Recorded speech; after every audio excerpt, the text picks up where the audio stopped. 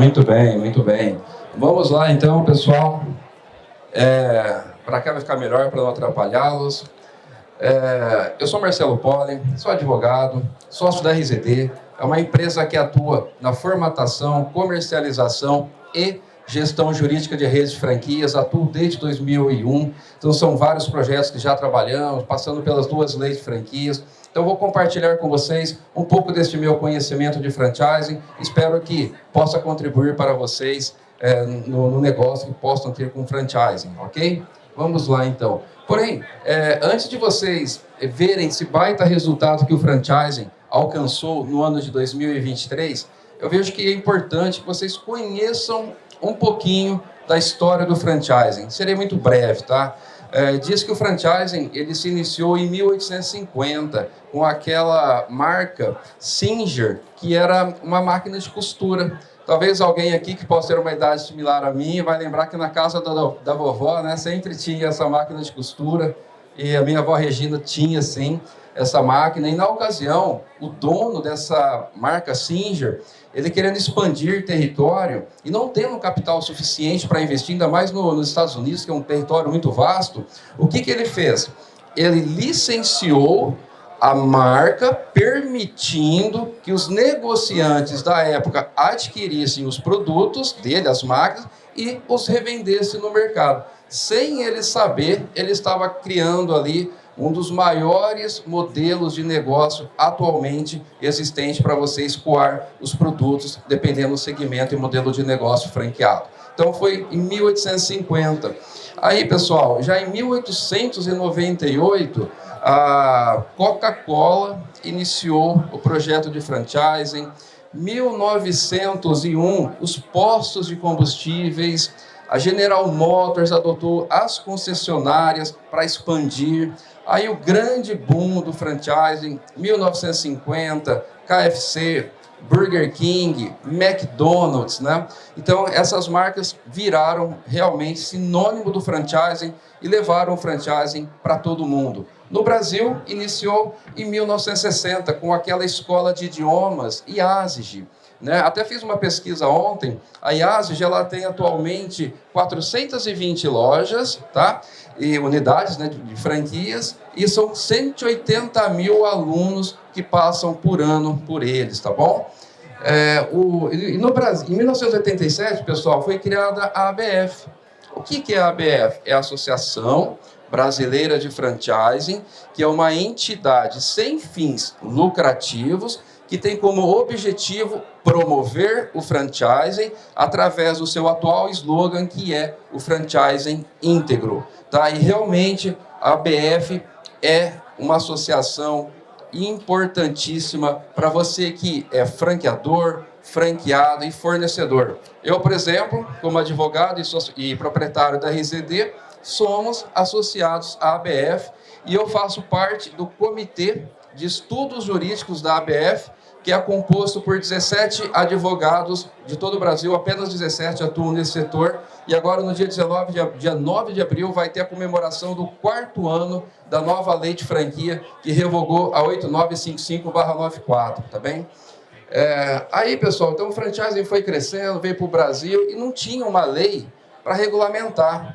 Aí criou-se, em 1994, a Lei 8955, tá? Que realmente ela é uma lei muito, até copiada, como o palestrante Fábio Farias falou, que realmente é uma lei muito boa. Ela trouxe bastante segurança nas relações franqueador-franqueado. Porém, em 2019, ela foi revogada pela Lei 13966 de 2019, tá? É do final do ano. E que ela tem 10 artigos, mas ela é bastante complexa, ela fecha todos os pontos nacionais, internacionais, COF, contrato. Então, realmente, é uma lei que ela trouxe um grande equilíbrio na relação franqueador-franqueado. Por que ela trouxe esse grande equilíbrio? Porque ela equiparou franqueador e franqueado. Em que sentido que equiparou? Ambos são empresários. O franqueado, ou seja, antes de ele adquirir uma franquia, o que ele é? Um candidato. Mas a partir que ele compra, ele vai constituir a pessoa jurídica para os fins operacionais. Contrato de franquia, intuito persona, é naquela pessoa que eu acredito para ser o franqueado, mas depois tem que vir a pessoa jurídica. Então, sendo empresário ou franqueado, responde isoladamente por todos os atos que ele cometer em sua franquia, ok? Pessoal, o franchising, ele é realmente surpreendente, tá? O ano passado passou de 2 dígitos o crescimento. Tivemos um crescimento de 13,8% comparado ao ano anterior, chegando a um faturamento de 240 bilhões. Temos atualmente no Brasil 3.311 redes de franquias. Destas, 1.700 estão associadas ou filiadas à ABF. Por que eu estou fazendo essa separação? Porque, embora eu recomende que o franqueador se associe à ABF para participar de eventos, treinamentos, cursos e tudo mais que ela oferece, gera também uma chancela de qualidade. Então, estar na ABF é importante, mas não é obrigatório. A lei de franquia não determina que o franqueador se filie, ok, pessoal? No Brasil, terminamos o ano passado com 195.800 franquias, 1,7 milhões de empregos diretos. Isso nós estamos falando das unidades franqueadas. Agora vamos imaginar os colaboradores da franqueadora, os colaboradores das empresas fornecedoras, né? Vamos imaginar o Chiquinho Sorvete que está aqui, que é um cliente da RZD, gente que fez a formatação. Quantos fornecedores não tem para abastecer toda essa rede? Sorvete, casquinha, embalagem, etc. Então, assim, gera muito emprego. O franchising é um segmento incrível. Vamos agora para os números do franchising do Nordeste e Norte. Esses números, pessoal, foram liberados ontem pela ABF, tá? Ontem que saiu esse recorte por estado. Eu até falei para o Rodrigo, que é interno lá, falei, cara, amanhã vou dar uma palestra lá para o Norte e Nordeste, eu preciso desses números e me disponibilizaram aqui para mim. Olha que bacana, pessoal. O mercado de franquias do Nordeste faturou 34,9 bilhões, tá? Em 2023. 15% do faturamento bruto total, ou seja, dos 240 bilhões. Vejam como o Nordeste brasileiro é forte.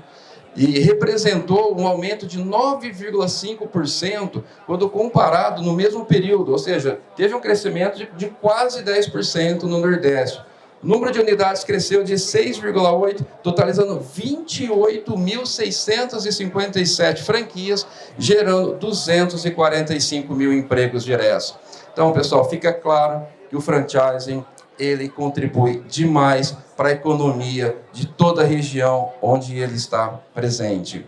Já o Norte, o faturamento bruto foi de 11,1 bilhões, 9.600 unidades franqueadas, gerando 81 mil empregos. Então, Norte e Nordeste, muito forte, e por isso que a RZD, que a minha empresa está aqui, promovendo o franchising, conversamos já com diversos empresários que vão sim transformar o negócio deles em franquia conosco. Aí, nova lei de franquia, pessoal. Não tem como fugir um pouco do juridiquês, né? Porque é o jurídico que dá sustentação para o que eu estou falando, ou seja, porque eu estou falando a verdade, né? Eu tenho que confirmar. Então, o que diz o artigo 2º da lei de franquia? Tá? O artigo 2º diz que franquia empresarial é o sistema pelo qual o franqueador cede ao franqueado o direito de uso da marca associado ao direito de distribuição exclusiva ou semi-exclusiva de produtos e serviços mediante pagamento de uma remuneração direta ou indireta, sem que, no entanto, caracterize vínculos de consumo ou relação de emprego, ainda que durante o treinamento. Em resumo, desse monte de coisa que eu falei aqui que está na lei, é o franchising na prática. É o que a gente vê neste belo shopping, incrível shopping Rio Mar.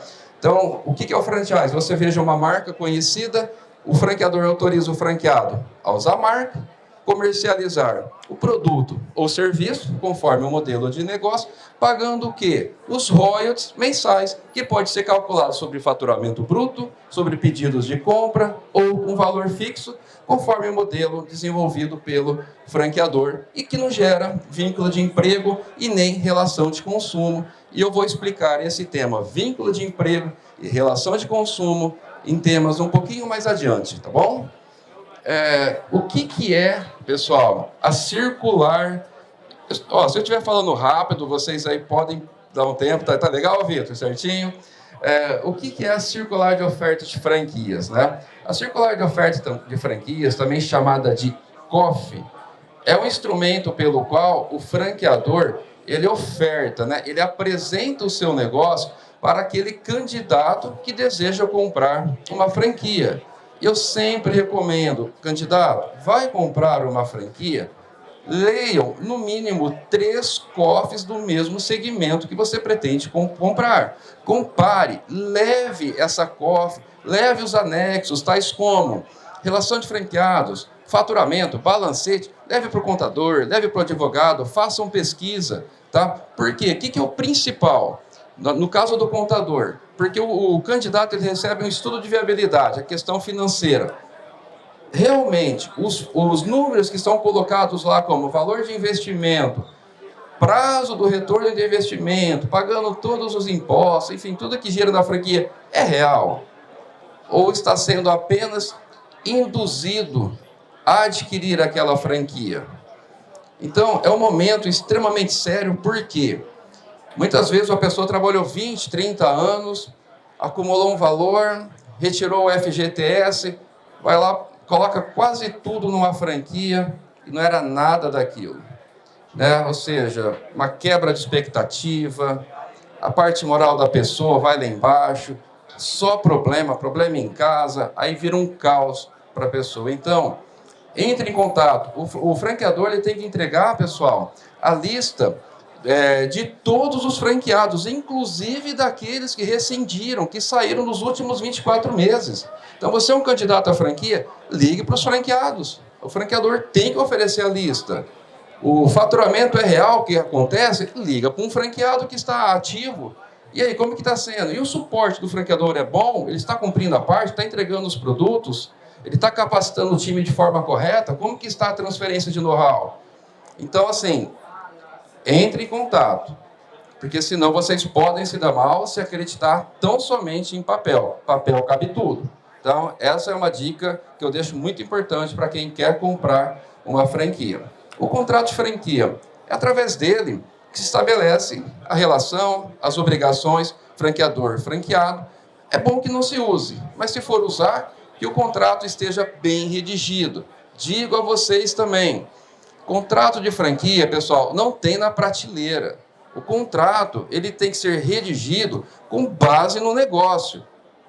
A gente, infelizmente, aparece para nós muita situação de reformatação de franquia, onde o negócio não foi formatado de forma correta. Então, nós temos que fazer validar, nós temos que fazer o contrato refletir o que é o modelo de negócio, para que ninguém tenha prejuízo, para que não vire pesadelo para quem está investindo sua grana, tá? Inclusive o próprio franqueador. Às vezes ele pode contratar uma consultoria que entrega informações aí erradas, né? Então, tem que tomar cuidado, franqueado e franqueador. Okay? O contrato de franquia ele é tido como um contrato colaborativo.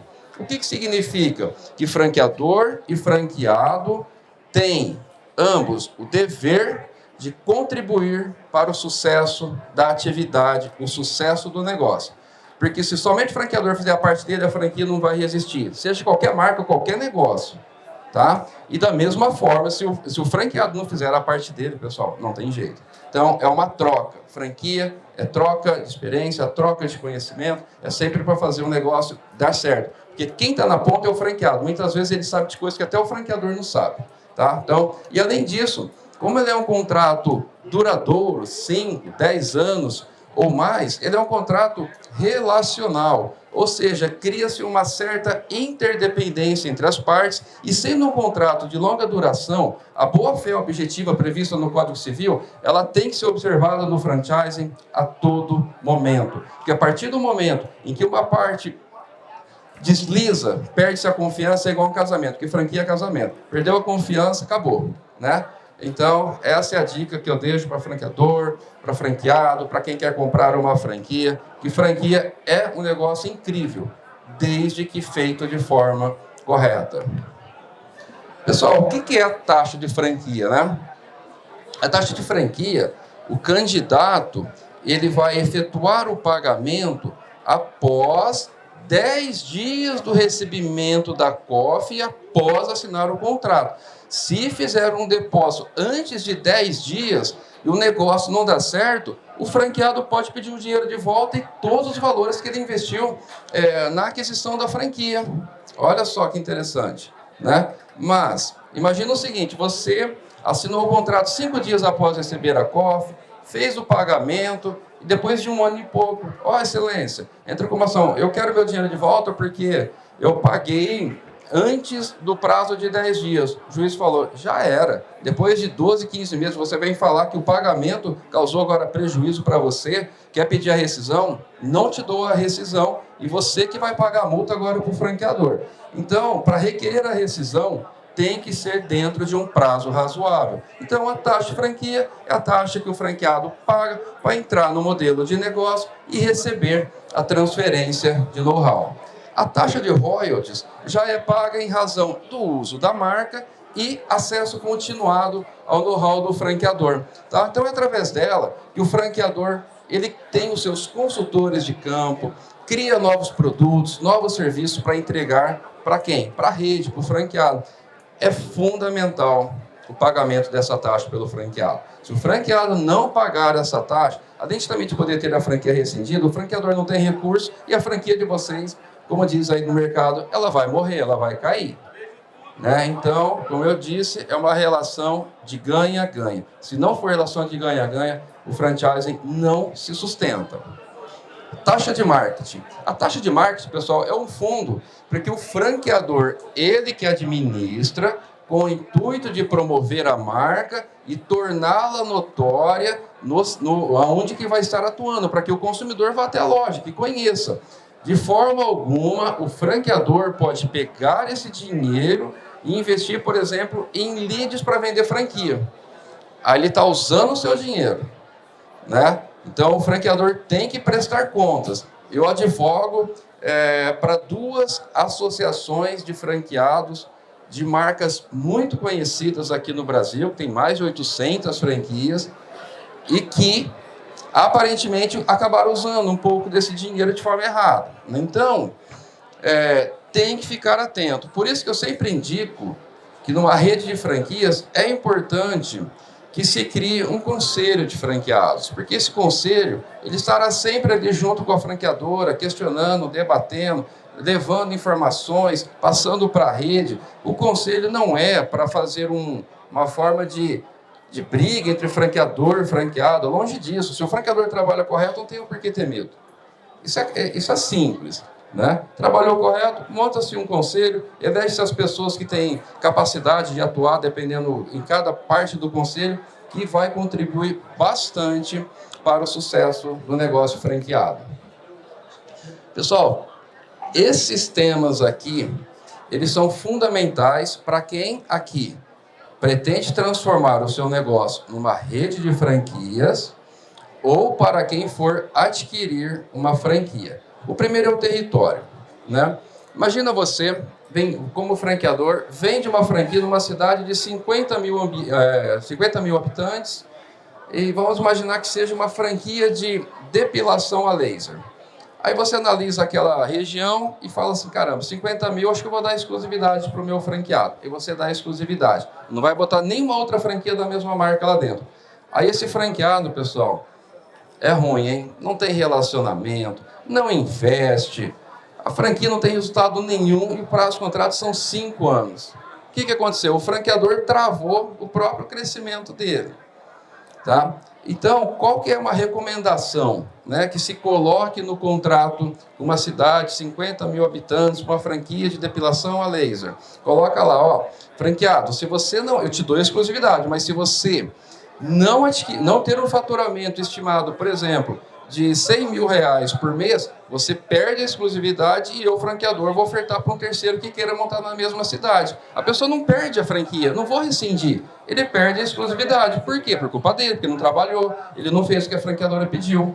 Tá? Então esse tema aqui é muito importante. E importante também para o franqueado negociar. É muito bom se o franqueado for um cara realmente que ousado, que investe, que bom ter exclusividade, ele domina uma cidade, correto? Agora vamos falar, por exemplo, numa cidade de 100 mil habitantes. Vendeu lá a franquia de depilação a laser e o franqueador entende, então, que cabe duas. 50 era uma, 100 mil, duas unidades. Aí o que coloca no contrato? O direito de preferência territorial. O que é o direito de preferência? Montei uma unidade. Se um segundo interessado for montar lá, a franqueadora obrigatoriamente notifica o primeiro franqueado e pergunta se ele quer exercer o direito de preferência para montar. Aí concede-se o prazo, ele paga uma nova taxa de franquia com ou sem desconto e abre. Se ele não exercer o direito, abre espaço então para que um segundo monte a loja. Atualmente, o que vem acontecendo no mercado? As franqueadoras preferem ter 50 lojas com 5 franqueados do que 50 lojas com 50 franqueados. Porque a gente sabe que vai dar menos dor de cabeça, né? Melhor conversar com 5 do que com 50. Então, essa tem sido a medida aí que muitos franqueadores vêm adotando.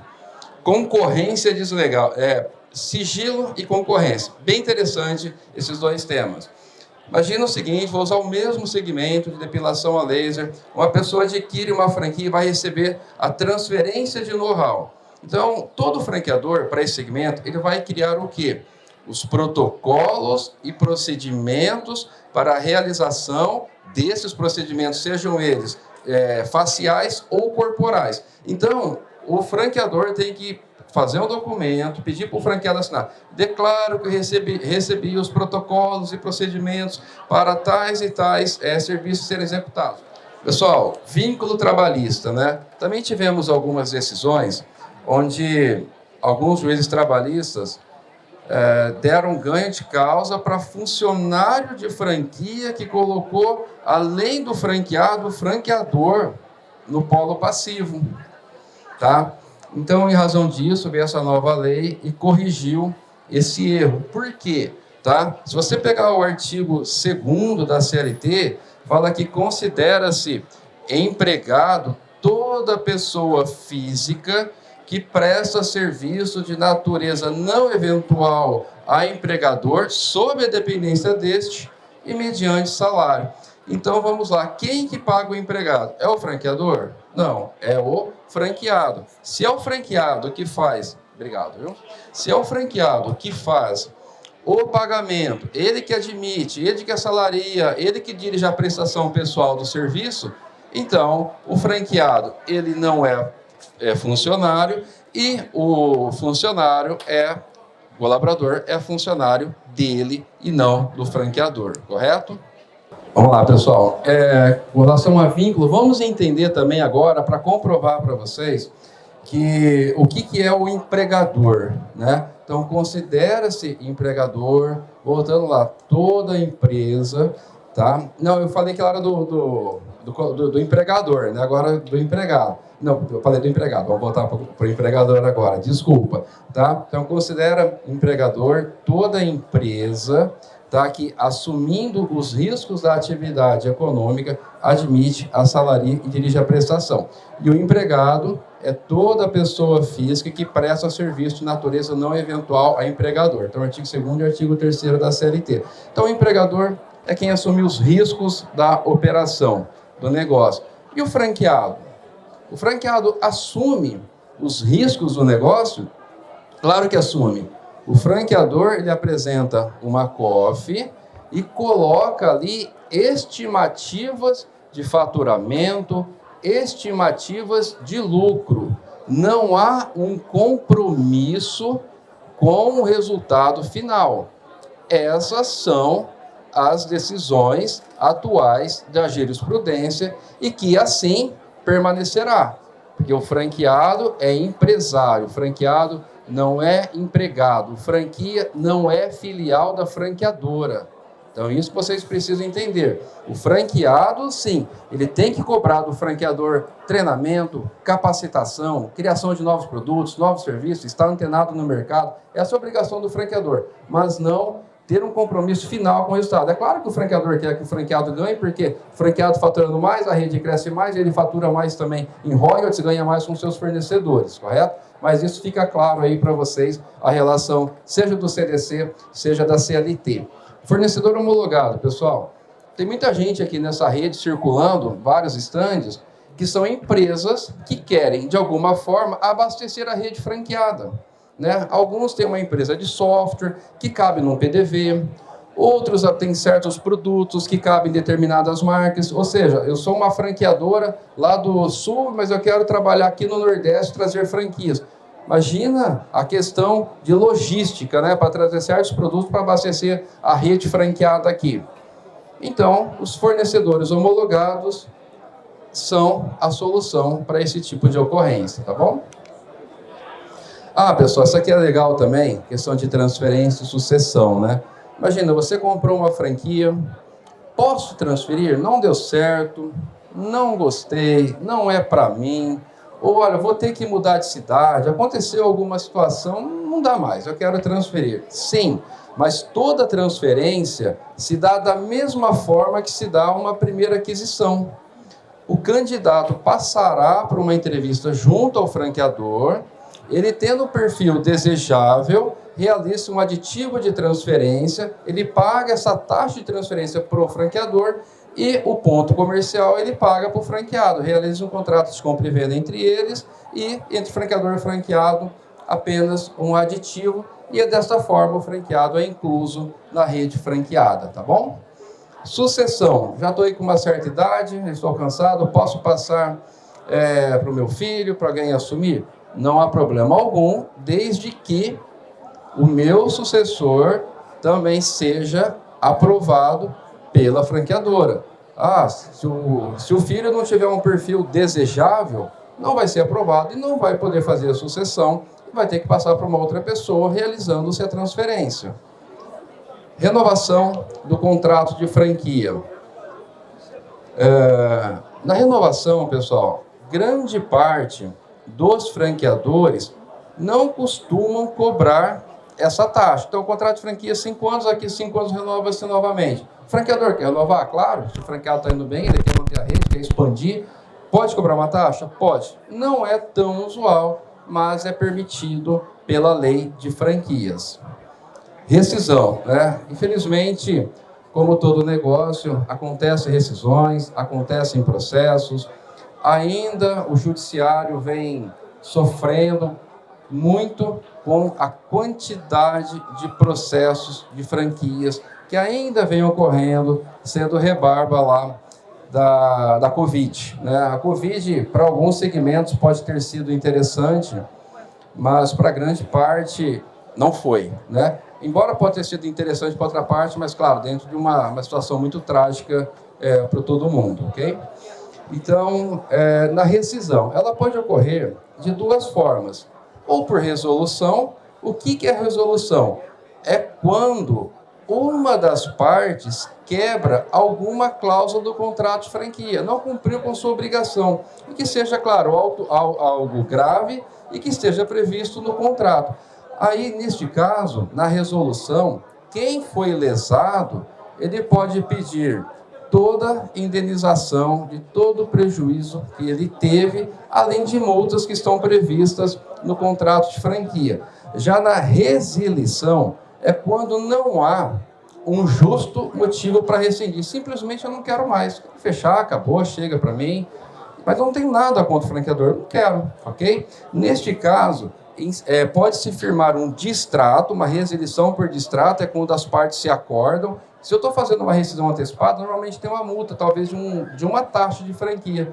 Aí eles podem acordar 50%, aí entre franqueador e franqueado. E pode acontecer do franqueado falar, eu pago uma taxa, não aceito pagar mais do que isso. O franqueador fala, não, você tem que pagar a taxa que está prevista no contrato. Não tendo acordo, o franqueado notifica, fecha, mas depois ele pode sofrer uma ação do franqueador cobrando a multa pela rescisão antecipada do contrato de franquia. Atualmente, os tribunais eles têm entendido que, neste caso, aplica-se a proporcionalidade. Tem um contrato de franquias de 60 meses, já se foram 40 meses, a multa, então, é proporcional aos 20 que faltam, que a franqueadora deixou de receber, tá bom? Empreender como franqueado, né? Avaliação do perfil e sinergia. Pessoal, comprar uma franquia de um modelo de negócio em que você não se identifica, a tua franquia não vai prosperar. Não prospera, sabe? Tenham sinergia com aquilo que vão comprar. Não olhem apenas números. Não se iludam apenas com os números, porque o negócio não vai vingar. Se você tem um perfil mais fechado, imagina você comprar uma franquia de seguros, tem que fazer porta a porta, ligar, toda hora vai levar não, muda para minha corretora, não fica na outra não, tem melhores preços. Não quero. Aí leva um não, leva outro. Aí a pessoa já desiste, fala, isso não é para mim. Perdeu o dinheiro, perdeu a taxa, perdeu o tempo, ainda vai pagar multa para rescindir o contrato. Então, olha onde que o franqueado entrou. Jogou o dinheiro dele todo fora, sonho da família, problemas em casa novamente. Então, muita atenção. Se não tiver essa energia, não compre. Está em dúvida, pessoal? Pegue 2, 3, 4 modelos de negócio, mas evitem de comprar aquilo que vocês não têm sinergia, porque empresa é para longo período, ok? Vantagens de ser um franqueado e suas desvantagens, né? Pessoal, imagina o seguinte, vamos pegar alguma marca aqui da empresa, eu tenho uma escola de idiomas aqui na minha frente, imagina da seguinte forma, né? Estou com uma grana, vou montar uma empresa de escola de idiomas. Material didático, o que eu faço? Que marca que eu vou criar? Qual que é a precificação? E os professores? Como que eles devem ensinar? Não sei nada. Imagina eu querer montar uma franquia de idiomas sem conhecer do negócio. Eu vou quebrar muito a cabeça. Pode dar certo? Pode. Não tem como. Pode também dar errado. E a chance de dar errado, digo a vocês, que chega a 60% a 70% dos negócios fecham em até 5 anos. Em franchising, esse número inverte. Porque se eu quero, então, montar um negócio de idiomas e compro uma franquia, já vem tudo pronto, material didático, marca já está registrada, os professores já vão saber como que eles devem fazer a aplicação, daquilo que é presencial, daquilo que não é, o que pode se fazer por EAD, aplicação das tarefas. Então, aí fica para quem quer comprar uma franquia, ou então para quem quer empreender uma marca própria do zero. Ambos, claro, têm chance de dar certo, porque todas as marcas que são sinônimo hoje de sucesso do franchising, também um dia sofreram, quebraram a cabeça. Então, pode dar certo, claro, dos dois lados. E também, mesmo sendo franqueado, como eu disse, não há garantia de resultado. Mas há uma expectativa, uma chance maior de que o negócio dê certo, tá bem? Como franqueado, nós temos as figuras aqui, o sócio-operador, investidor e multifranqueado, né? O sócio-operador, normalmente, é aquelas pessoas que compram micro-franquias, que são franquias de até R$135 mil, tá? Então, neste caso, se ele colocar um gerente, não ficar à frente da operação, não vai sobrar nada. Sendo transparente, não sobra quase nada. São franquias de até R$135 mil. Talvez ele pode ter um lucro aí de 5 a 10 no máximo. Eu acho que 10 é até bastante. 5, 7 mil é algo que pode acontecer. Tá? Então, é para aquela pessoa que efetivamente vai botar a barriga no balcão. Tá? A micro franquia é neste formato.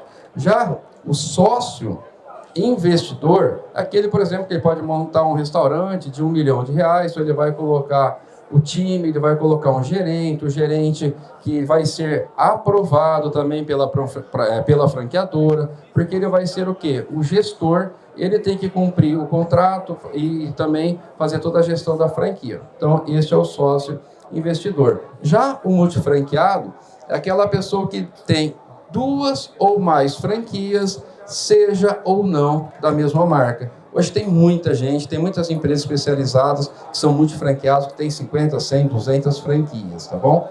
Então, isso é importante também vocês terem um pouquinho de conhecimento. Por que ser um franqueador, né? Vou estar falando aqui as vantagens. Como eu citei lá no início, sobre a questão do dono da Singer, né? Ele não tinha capital para abrir unidades próprias. Tem que contratar gerente.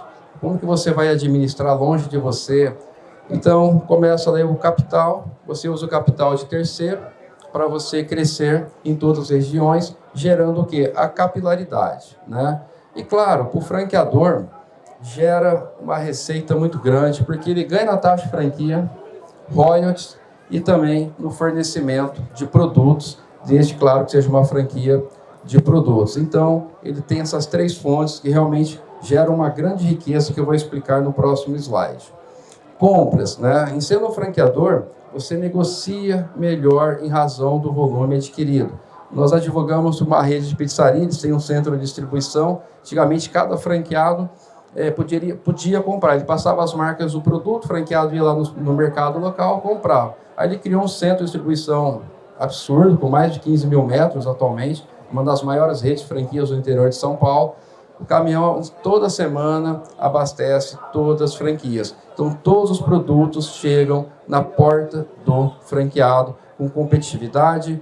Dessa forma, ele consegue ter uma margem de lucro maior. O segmento de alimentação chega em torno de 18% a 20% a lucratividade e o royalties para o franqueador desse segmento em torno de 4% a 5%, tá bem?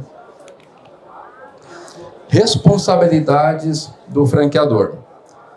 Vamos lá. Implantação, suporte, capacitação do franqueado, abastecimento, né? Pessoal, vendeu uma franquia. Gente, o franqueado, normalmente, é a primeira empresa dele. Ele não tem noção, né, que depois que ele adquirir uma franquia, ele vai ter que identificar um ponto, vai ter que contratar um arquiteto, montar toda a loja. Depois o franqueado tem que prestar todo o suporte na implantação, suporte operacional durante a vigência do contrato e através do suporte que justifica a cobrança de royalties. Sabemos também que tem franqueadores que só lembram do franqueado quando vai cobrar royalties. Durante o mês inteiro não lembra, só lembra de emitir o boleto. Então, assim, franqueador que não está prestando suporte, franqueador que não está sendo sério, franqueado, notifique, cobre, vocês têm o direito, porque depois se vocês não tiverem resultado e depois entrarem na justiça falando, não tive lucro, mas vocês nunca notificaram, nunca fizeram nada, aí o juiz vai falar, cara, vocês ficaram omissos, o direito não socorre a quem dorme. Então, pessoal, cobrem o franqueador. E franqueador cobre o franqueado se ele também está sendo omisso na atuação, tá bem? Abastecimento, é o que eu disse no outro slide, é fundamental o franqueador ele ter em suas mãos o abastecimento. Gera uma grande riqueza para ele, gera uma grande competitividade para o franqueado. E, claro, lá na ponta, o cliente final satisfeito com a qualidade do produto e serviço, porque franquia é sinônimo de padronização. E o franqueador entregando tudo, ele consegue padronizar o seu produto, ele consegue padronizar o seu serviço. Pessoal, qual que é, né, no meu ponto de vista, a chave principal do franchise, né? Vou passar um exemplo aqui, que eu acho que vai ficar bem claro para vocês o quanto que vale ser um franqueador, mas desde que feito de forma correta, né? Então, imagina você, vou até usar um exemplo então de coxinha, que está tendo aqui, tem alguns franqueadores que estão expondo franquias do segmento de coxinha. Imagina o seguinte, você tem uma pequena fábrica de coxinhas, você fornece ali para as lanchonetes locais, você conseguiu ali uns 30 clientes, você fornece 1.000 coxinhas mensalmente para cada um. Então você obteve ali 30 mil coxinhas por mês, está vendendo cada coxinha para eles por R$3, 90 mil reais de faturamento bruto, paga-se a despesa, sobra ali um valor legal para ti, aí você já compra um carro melhor, pode financiar uma casa, enfim, você já começa a fazer algumas despesas a mais. Aí o que acontece? Algum desses donos de lanchonete, de bar, eles chegam para você e falam, olha, eu achei agora um fornecedor que está me cobrando R$2. A coxinha não é até tão boa como a sua, mas pelo preço compensa para mim. Eu vou ter um lucro maior, vou pagar menos, vou vender pelo mesmo preço, então eu não quero mais. Aí ele perdeu. Aí o outro, também dono de lanchonete, descobre esse mesmo fornecedor. Enfim, vamos colocar ali que ele perdeu 10 lanchonetes e ele ficou, então, agora com 20 mil coxinhas por mês.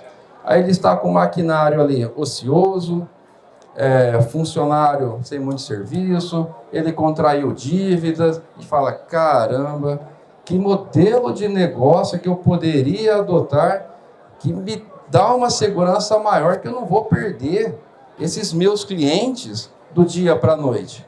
Aí ele lembra de alguma marca conhecida, do franchise, em McDonald's, alguma coisa assim. Caramba, o que é franquia? Deixa eu conversar com algum consultor, com alguém especializado, com algum advogado, enfim. Aí ele vai no escritório, conversa ali com o consultor, e o consultor fala, olha, a minha recomendação é que você entre para o mercado de franchising. Mas para isso eu recomendo que você monte primeiro um quiosque, opere seu negócio por 1, 2 anos, e se o negócio realmente for bom, aí a gente pode pensar em franquear, né? Aí a pessoa sai dali feliz, tudo, monta um quiosque, começa a operar, 1, 2 anos, aí já passam pessoas perguntando, oh, isso aqui é franquia, eu quero levar uma dessa para casa, que quiosque bacana, eu quero colocar também na minha cidade. Aí, poxa, vai instigando ele. Aí ele volta lá naquele mesmo consultor, fala, olha, consultor, o negócio está dando resultado, estou ganhando dinheiro, quero transformar em franquia. Muito bem. Aí transforma o modelo dele de negócio num franchising, aí ele começa a vender as franquias. Vamos imaginar que ele chegou agora nos mesmos 30, mas não apenas lanchonetes ou apenas consumidores dele. Agora são 30 franqueados. Franqueados estes que não podem, num dia, falar, olha, chegou um novo fornecedor aqui vendendo coxinha similar por R$2. Não, agora você é meu franqueado. Você só pode comprar de mim, só eu que vou fornecer.